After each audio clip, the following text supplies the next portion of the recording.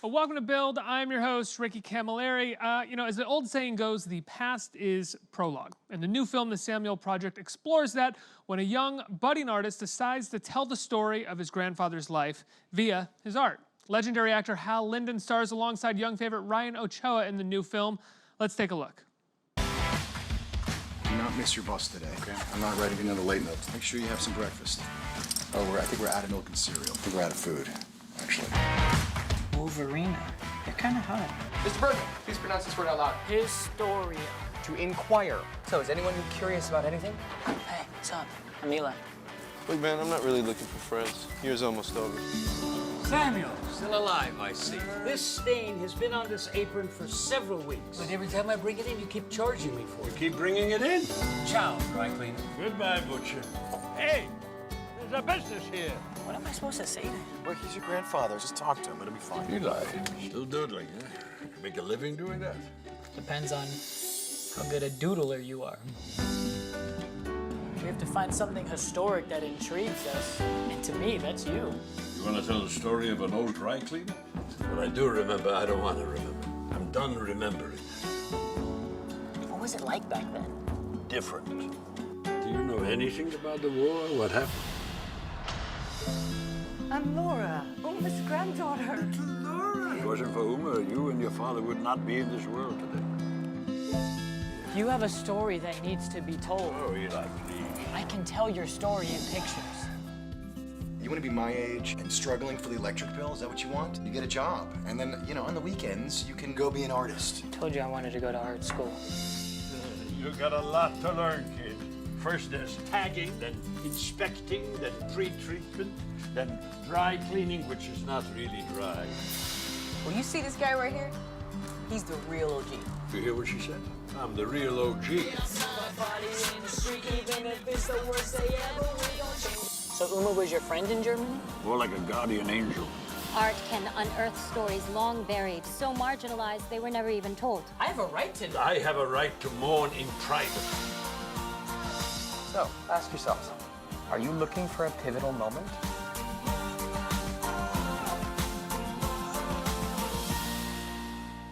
Everybody, put your hands together from the Samuel Project, Ryan Ochoa and the legendary Hal Linden. Legendary. National treasure. National treasure, the legendary. Hal, how many awards do you have on your shelves? Let me ask you that question. Oh, my Lord, I don't... major awards? Yeah, sure. A whole bunch of... Well, I have three... Whole bunch. I have 3 Emmys and a Tony, but then I was Father of the Year, the most watchable man of the year. Sexiest man alive. Sexiest man alive, something like that, yeah. What year did Sexiest Man Alive come? Did you blossom into that later, or was that an early on No, thing? that's early on, I'm afraid. Okay, I wasn't sure. Guys, what a film! What a wonderful story between generations. A story that I think is something that needs to be told over and over again when we talk about history. What brought the two of you to this project? You want to go? I was actually circumstance. I was booked to do a play at the Old Globe Theater in San Diego. They were going to shoot this picture in San Diego, and somebody said, "Oh, Hal Linden is going to be in town. Maybe we could save money on a hotel room." And they sent me a script, and it was not the script we ended up shooting, but it had enough of that, the concept that art can be more eloquent than words and bring a family together that's not really communicating at all. What was the script like initially compared to what you guys, or what had happened in between there? It had more things in it that were really irrelevant to the story. As we decided what the real story was about, which is about a boy who gets an art project to tell a story from history. And he kind of accidentally finds out that his own grandfather must have some kind of interesting story. Grandfather, a Holocaust survivor. Not most Holocaust survivors don't like to talk about it. And aside from the fact that that's 2 generations apart and they really don't know what to say to each other anyway, which is the norm when you think about it. I mean, we specifically divide ourselves into generations. I know I did. We wore different clothes, we cut our hair different, we listened to different music in order to separate it. but here was an opportunity for disparate generations to get together over this grandfather story. And he does get the story out of me, and he does accomplish his project against all odds. No help. With no help. He does it himself. And really, that's the arc of the story, is his story of getting my story into an art form. Well, it's the story of a boy kind of becoming a man, for lack of a better phrase, in the way that he becomes connected to his family, to the past, and to himself, and to what he's capable of. And also the fact that it was art that brought them together. Art can be more eloquent than words. And That's what kind of drew me to the film as well. Like, besides the fact that working with Hal Linden was on my bucket list, I, as an actor, like coming from, kid show and doing Disney and Nickelodeon, I want to challenge myself as an actor, and that comes with character-driven movies and stories, and this film is ultimately about the relationship between the grandfather and a grandson. There's no big effects. There's no explosions, no green screens like throughout the entire movie. I don't even think we shot in front of a green screen the whole movie. This is the dynamic between the characters and two people affecting each other, and that's what drew me to it. Yeah. The art was the secret ingredient. I think that drew everybody to the movie. Yeah. How much did you guys get to hang out before you started filming? We met on... We were homies. Well, while we were filming, but we met just before we... Like 2 days before 2 we days started before we shooting. started. Wow. When we met. So then it's just pure acting at that point to sort of create this relationship. Which is what Yes. Samuel and Eli were doing. They were building relationships. They were building it from a distance to bring it closer together. And We still are. Yes. You guys are still friends? Yes, very much so. We Text a lot? Oh, boy. Hal's favorite emoji? He doesn't use emojis. He's just There's a line in the film where I'm all- somebody asks him for my telephone number. He says, I don't know. He says, I don't even think he's got a phone. Do you not have a phone, Hal? Oh, I have. You've got a phone. Samuel didn't. Yeah, that's right. I knew Samuel didn't, but I was wondering if that went both Well, ways. you got to call Hal. You want to talk to him? You call him. He texts now, so that'll probably change over the Yes, next I few do. months with me and him. Did he punctuate with his text? No, he's period. But I don't. He doesn't. We don't text. We call. But now we're gonna text. Then I can let you know next time. What is it like for you going from, like you said, the Nickelodeon Disney World to acting in a project like this, which is obviously comes with budget constraints. It comes with a different style of performance. The Nickelodeon Disney World's a bit broader, a bit bigger, whereas this you kind of have to narrow it a bit. You know what's cool about it is I get to showcase the type of actor and the type of performances. Not saying this is exactly what I want to do forever. I want to accomplish and try to be a part of everything, even the action movies that I was talking about. But coming from that world, like I said, it was something that I got to do. Then again, I wasn't really the roles that I did on those shows. I wasn't like super over the top. I wanted to come at it as more of a try to build a character and I was an evil guy, but I wasn't like an over-the-top evil. So anyway, I tried to incorporate some characters and bring some depth to the roles. But now I get to explore and really showcase, the type of actor I want to be, which is cool because not too many people know this. Like some castings and some directors, they won't even audition or see Disney or Nickelodeon kids. I've been turned away so many times. So the fact, like me just being able to have this opportunity to now, it's like I knew I had to bring it. You have to bring it when you're working with someone who's worked with every person in the world, in this industry, and being so young, that was the challenge. So Hal, how old were you when you started? Actually, I was. Most kids know they want to be actors when they're in their tweens or These days. or coming out of the womb like me. coming out of Ooh, the I'm womb. ready to act. I was a professional musician for 13 years before I ever set foot on a stage. I was already out of college, and I already served 2 years in the Army. Before I got my first job, I was 24. The first job I ever did as an First actor. part. Yeah. Yeah. No, excuse me. Chorus. Oh, wow. Chorus. Summer stock chorus.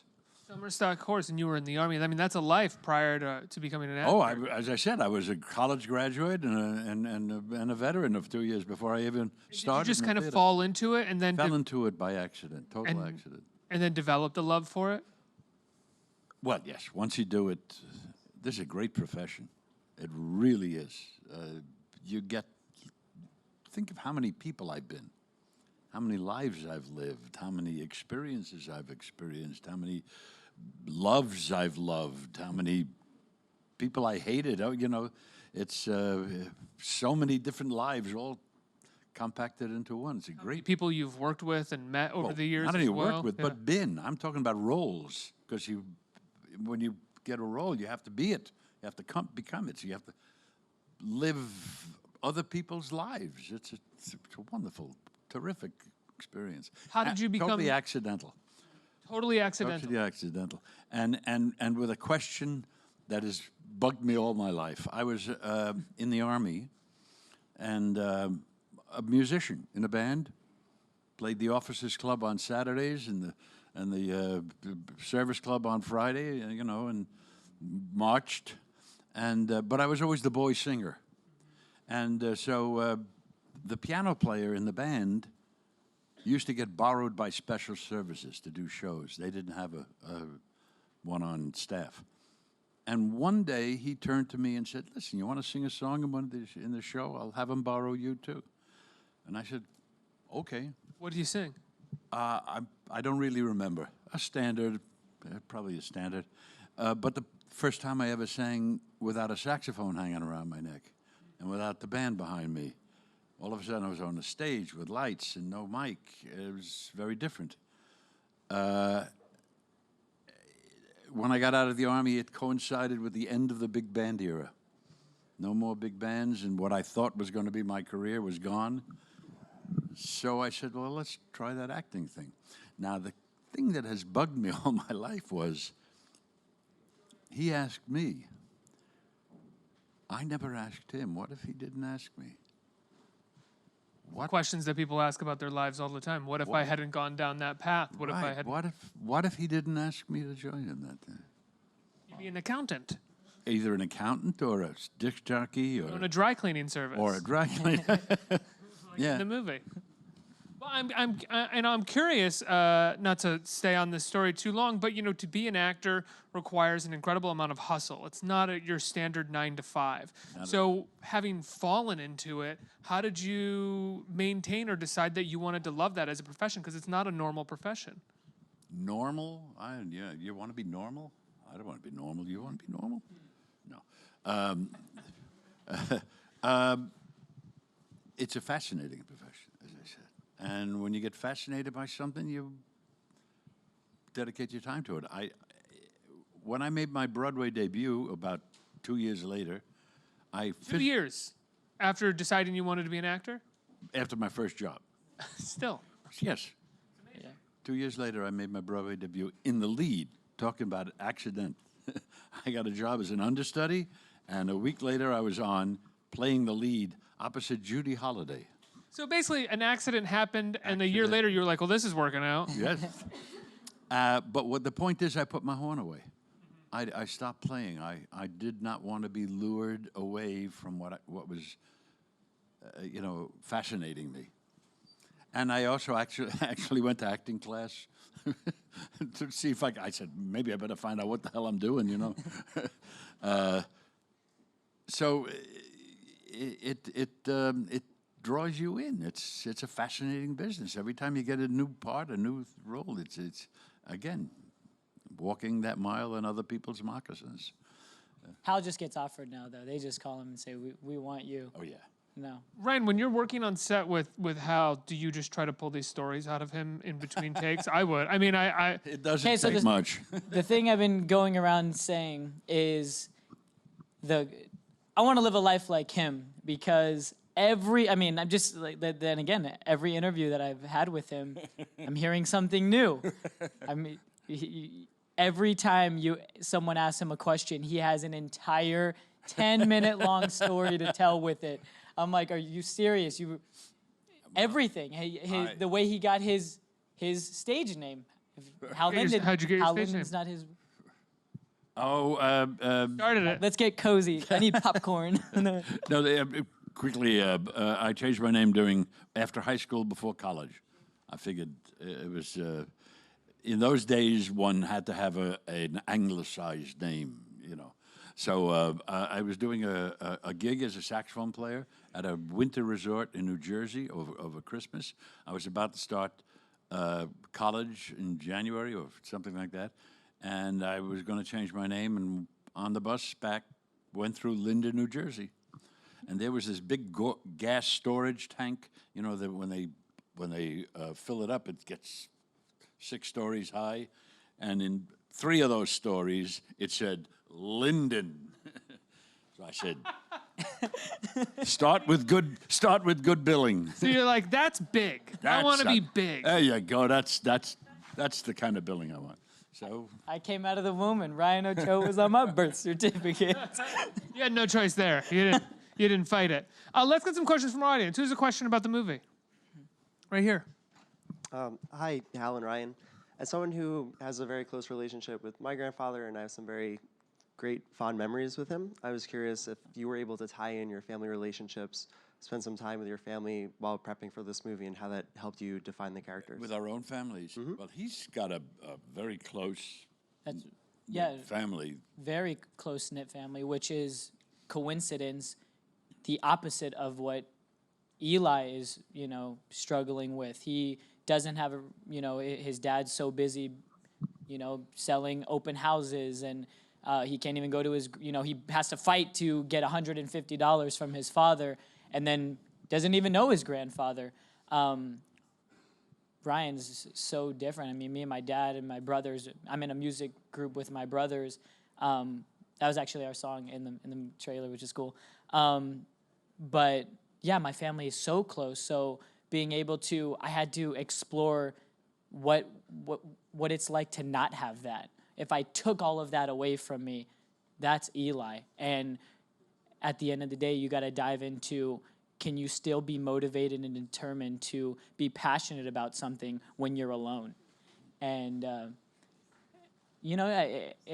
the cool thing about the whole grandfather experience is I did want to learn even more in detail, but ultimately I wanted to kind of grow within the story, within filming the movie, of kind of being fascinated and learning more about it like Eli does as the film goes along. Exactly.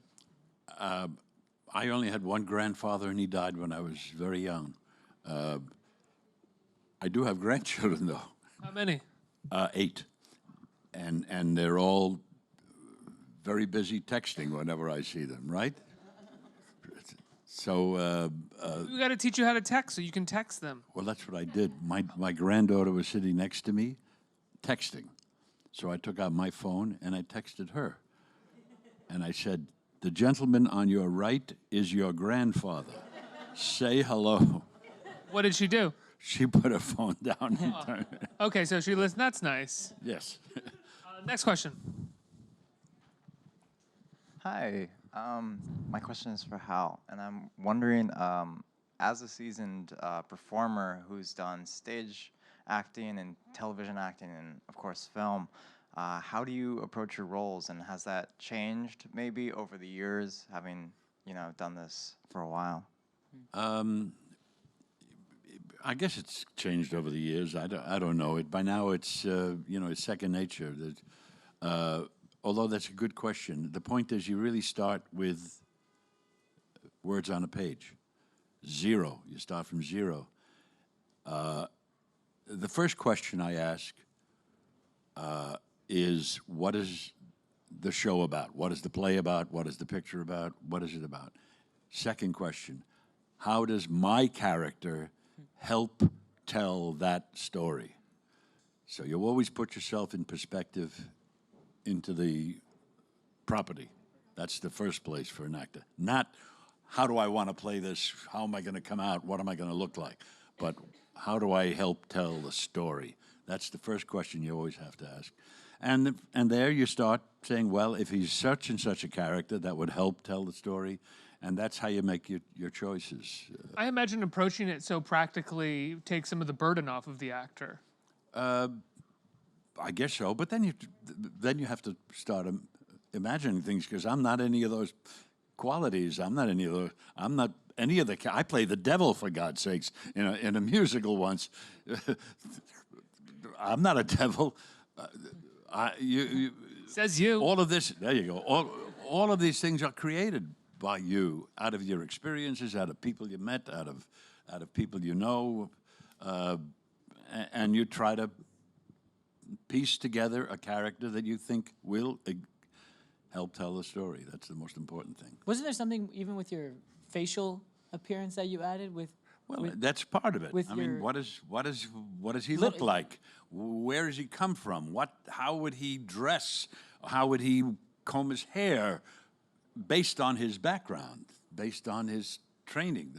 In the character, I think I part my hair in the middle. Yeah. Very European-like.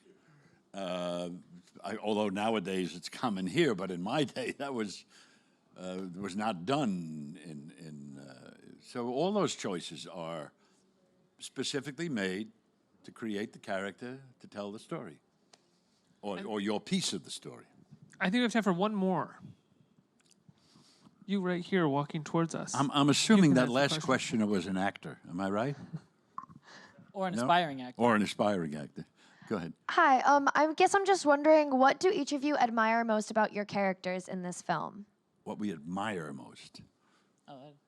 I'll go first. Yeah. I find it very interesting, kind of like what I was just saying earlier, that Eli has this art project that he gets assigned, right? And starting with any student, elementary, middle, high school, you get assigned a project and you kind of just want to complete it.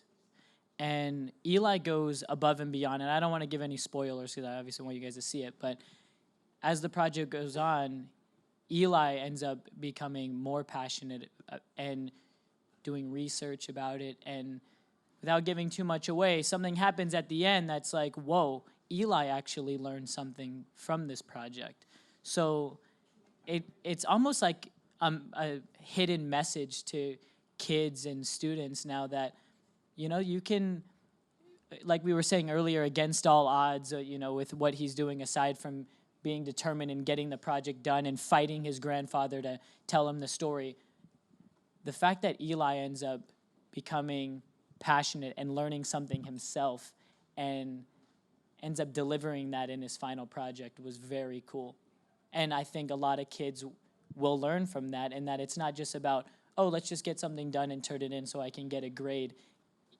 You actually, as a person, can carry something with this message that he learned from his grandfather. With my character, he's longevity. He's a survivor. He survived harrowing experience as a kid, and he has survived ever since. Without a family, came on his own, a boy, came to America and created a life, a family, and is intent on surviving. That's something I identify with at my age. Guys, congratulations on the movie. The Samuel Project opens tomorrow at Kew Gardens and at Village East Cinema in New York City. We'll be doing Q&As. Oh, you'll be doing, and they'll be doing Q&As at 5:45 in the 8 showing at Village East. Fantastic. Yes. Everybody give them a big round of applause. Ryan Ochoa and the legendary Hal Linden.